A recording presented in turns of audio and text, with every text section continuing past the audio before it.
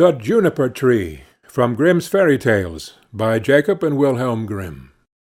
Translated by Edgar Taylor and Marion Edwards. This recording is in the public domain. Read by Bob Neufeld. Long, long ago, some 2,000 years or so, there lived a rich man with a good and beautiful wife. They loved each other dearly, but sorrowed much that they had no children. So greatly did they desire to have one, that the wife prayed for it day and night, but still they remained childless. In front of the house there was a court, in which grew a juniper-tree. One winter's day the wife stood under the tree to peel some apples, and as she was peeling them she cut her finger, and the blood fell on the snow. "Ah!" sighed the woman heavily, "if I had but a child as red as blood and as white as snow."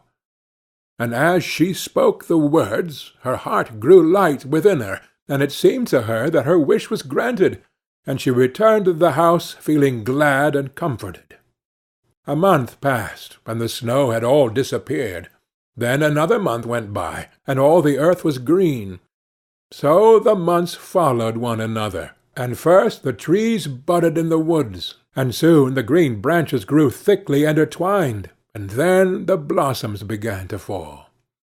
Once again the wife stood under the juniper-tree, and it was so full of sweet scent that her heart leaped for joy, and she was so overcome with her happiness that she fell on her knees. Presently the fruit became round and firm, and she was glad and at peace. And when they were fully ripe, she picked the berries and ate eagerly of them, and then she grew sad and ill. A little while later she called her husband, and said to him, weeping, "If I die, bury me under the juniper-tree." Then she felt comforted and happy again, and before another month had passed she had a little child, and when she saw that it was as white as snow and as red as blood, her joy was so great that she died. Her husband buried her under the juniper-tree, and wept bitterly for her. By degrees, however, his sorrow grew less, and although at times he still grieved over his loss, he was able to go about as usual, and later on he married again. He now had a little daughter born to him. The child of his first wife was a boy, who was as red as blood and as white as snow. The mother loved her daughter very much, and when she looked at her and then looked at the boy, it pierced her heart to think that he would always stand in the way of her own child, and she was continually thinking how she could get the whole of the property for her. This evil thought took possession of her more and more, and made her behave very unkindly to the boy. She drove him from place to place with cuffings and buffetings, so that the poor child went about in fear, and had no peace from the time he left school to the time he went back. One day the little daughter came running to her mother in the storeroom, and said, "Mother, give me an apple."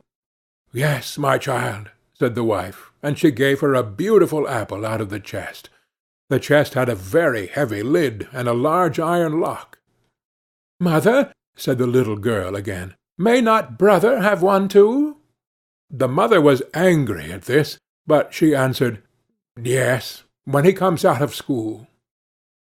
Just then she looked out of the window and saw him coming, and it seemed as if an evil spirit entered into her, for she snatched the apple out of her little daughter's hand and said, "You shall not have one before your brother." She threw the apple into the chest and shut it to. The little boy now came in, and the evil spirit in the wife made her say kindly to him, "My son, will you have an apple?" But she gave him a wicked look. "Mother," said the boy, "how dreadful you look!" "Yes, give me an apple." The thought came to her that she should kill him. "Come with me," she said, and she lifted up the lid of the chest. "Take one out for yourself." And as he bent over to do so, the evil spirit urged her, and crash! Down went the lid, and off went the little boy's head. Then she was overwhelmed with fear at the thought of what she had done. "If only I can prevent any one knowing that I did it," she thought. So she went upstairs to her room, and took a white handkerchief out of her top drawer. Then she set the boy's head again on his shoulders, and bound it with the handkerchief, so that nothing could be seen, and placed him on a chair by the door with an apple in his hand. Soon after this, little Marleen came up to her mother, who was stirring a pot of boiling water over the fire, and said, "Mother, brother is sitting by the door with an apple in his hand, and he looks so pale. And when I asked him to give me the apple, he did not answer, and that frightened me." "Go to him again," said her mother, "and if he does not answer, give him a box on the ear." So little Marleen went and said, "Brother, give me that apple." But he did not say a word. Then she gave him a box on the ear, and his head rolled off. She was so terrified at this that she ran crying and screaming to her mother. "Oh," she said, "I have knocked off brother's head." And then she wept and wept, and nothing would stop her. "What have you done?" said her mother. "But no one must know about it, so you must keep silence. What is done can't be undone. We will make him into puddings." And she took the little boy and cut him up, made him into puddings, and put him in the pot. But Marleen stood looking on, and wept, and her tears fell into the pot, so that there really was no need of salt. Presently the father came home and sat down to his dinner. He asked, "Where is my son?" Mother said nothing, but gave him a large dish of black pudding, and Marleen still wept without ceasing. The father again asked, "Where is my son?" "Oh," answered the wife, "he is gone into the country, to his mother's great-uncle. He is going to stay there some time." "What has he gone there for? And he never even said good-bye to me." "Well, he likes being there, and he told me he should be away quite 6 weeks. He is well looked after there." "I feel very unhappy about it," said the husband, "in case it should not be all right. And he ought to have said good-bye to me." With this he went on with his dinner, and said, "Little Marleen, why do you weep? Brother will soon be back." Then he asked his wife for more pudding, and as he ate, he threw the bones under the table. Little Marleen went upstairs, and took her best silk handkerchief out of her bottom drawer, and in it she wrapped all the bones from under the table, and carried them outside, and all the time she did nothing but weep. Then she laid them in the green grass under the juniper-tree, and she had no sooner done so than all her sadness seemed to leave her, and she wept no more. And now the juniper-tree began to move, and the branches waved backwards and forwards, first away from one another, and then together again, as it might by someone clasping their hands for joy. After this a mist came round the tree, and in the midst of it there was a burning as of fire, and out of the fire there flew a beautiful bird that rose high into the air, singing magnificently, and when it could no more be seen, the juniper-tree stood there as before, and the silk handkerchief and the bones were gone. Little Marleen now felt as light-hearted and happy as if her brother were still alive, and she went back to the house and sat down cheerfully to the table and ate. The bird flew away and alighted on the house of a goldsmith, and began to sing. "My mother killed her little son. My father grieved when I was gone. My sister loved me best of all. She laid my kerchief over me, and took my bones that they might lie underneath the juniper-tree. Kiweet, kiweet! What a beautiful bird am I!" The goldsmith was in his workshop making a gold chain, when he heard the song of the bird on his roof. He thought it so beautiful that he got up and ran out, and as he crossed the threshold he lost one of his slippers. But he ran on into the middle of the street, with a slipper on one foot and a sock on the other.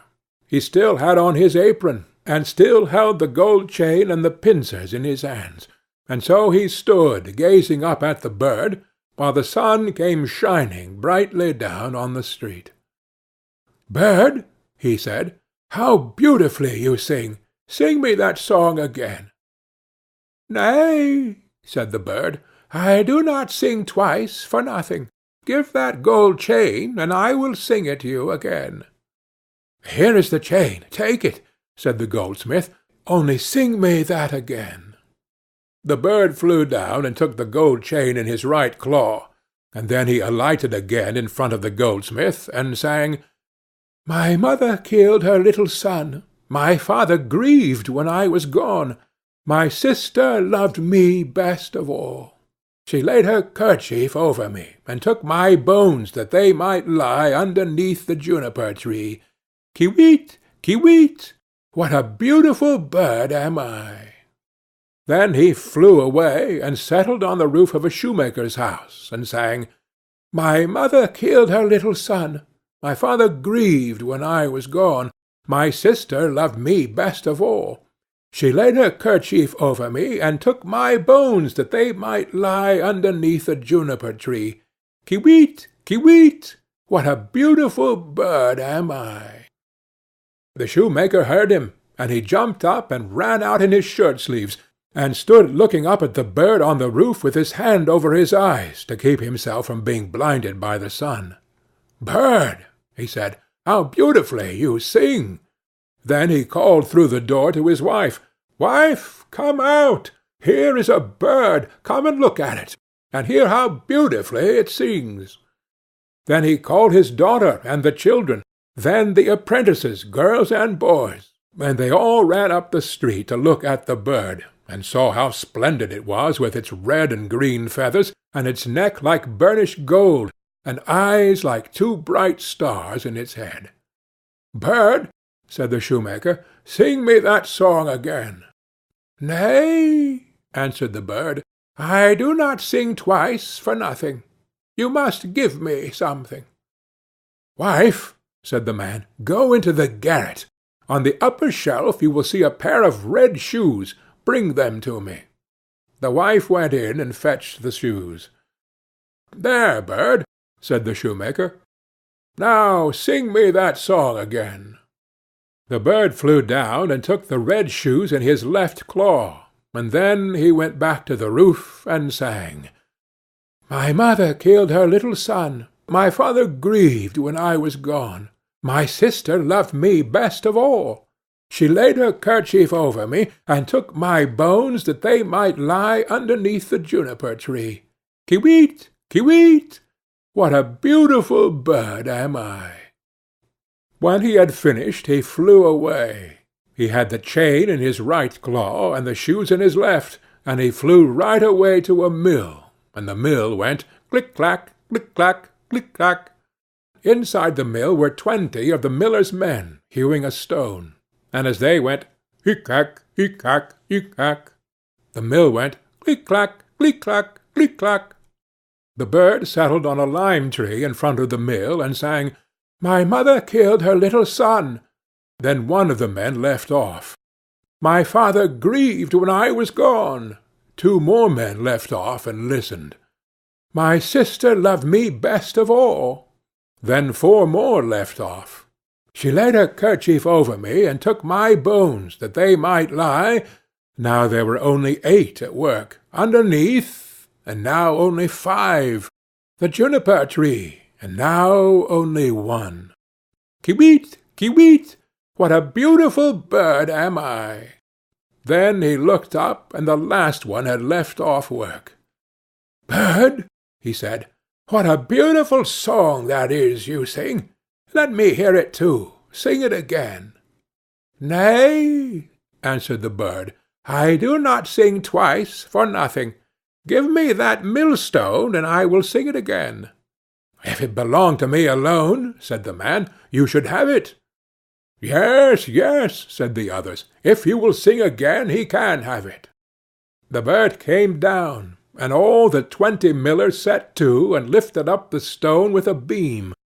Then the bird put his head through the hole and took the stone round his neck like a collar, and flew back with it to the tree, and sang, "My mother killed her little son. My father grieved when I was gone.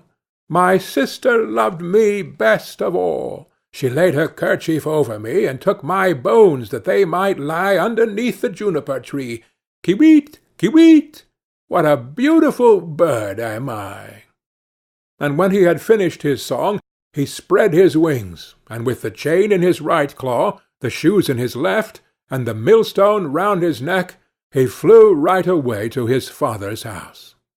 The father, the mother, and little Marleen were having their dinner.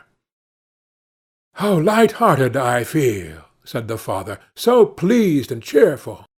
"And I," said the mother, "I feel so uneasy, as if a heavy thunderstorm were coming." But little Marleen sat and wept and wept.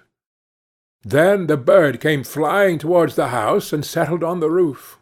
"I do feel so happy," said the father, "and how beautifully the sun shines! I feel just as if I were going to see an old friend again." "Ah," said the wife, "and I am so full of distress and uneasiness that my teeth chatter, and I feel as if there were a fire in my veins." And she tore open her dress, and all the while little Marleen sat in the corner and wept, and the plate on her knees was wet with her tears. The bird now flew to the juniper-tree, and began singing, "My mother killed her little son." The mother shut her eyes and her ears, that she might see and hear nothing, but there was a roaring sound in her ears, like that of a violent storm, and in her eyes a burning and flashing like lightning. "My father grieved when I was gone." "Look, mother," said the man, "at the beautiful bird that is singing so magnificently, and how warm and bright the sun is, and what a delicious scent of spice in the air. My sister loved me best of all." Then little Marleen laid her head down on her knees and sobbed. "I must go outside and see the bird nearer," said the man. "Oh, do not go," cried the wife. "I feel as if the whole house were in flames." But the man went out and looked at the bird. "She laid her kerchief over me, and took my bones that they might lie underneath the juniper-tree. Kiwit, kiwit! What a beautiful bird am I!" With that the bird let fall the gold chain, and it fell just round the man's neck, so that it fitted him exactly. He went inside and said, "See, what a splendid bird that is! He has given me this beautiful gold chain, and looks so beautiful himself." But the wife was in such fear and trouble that she fell on the floor, and her cap fell from her head. Then the bird began again. "My mother killed her little son." "Ah me!" cried the wife. "If I were but 1,000 feet beneath the earth, that I might not hear that song. My father grieved when I was gone." Then the woman fell down again, as if dead. "My sister loved me best of all." "Well," said little Marleen, "I will go out too, and see if the bird will give me anything." So she went out. "She laid her kerchief over me, and took my bones that they might lie," and he threw down the shoes to her, "underneath the juniper-tree. Kiwit, kiwit! What a beautiful bird am I!" And she now felt quite happy and light-hearted. She put on the shoes, and danced and jumped about in them. "I was so miserable," she said, "when I came out, but that has all passed away. That is indeed a splendid bird, and he has given me a pair of red shoes." The wife sprang up, with her hair standing out from her head like flames of fire. "Then I will go out too," she said, "and see if it will lighten my misery, for I feel as if the world were coming to an end." But as she crossed the threshold, crash! The bird threw the millstone down on her head, and she was crushed to death. The father and little Marleen heard the sound and ran out, but they only saw mist and flame and fire rising from the spot, and when these had passed, there stood the little brother, and he took the father and little Marleen by the hand. Then they all three rejoiced, and went inside together, and sat down to their dinners, and ate. End of the Juniper-Tree.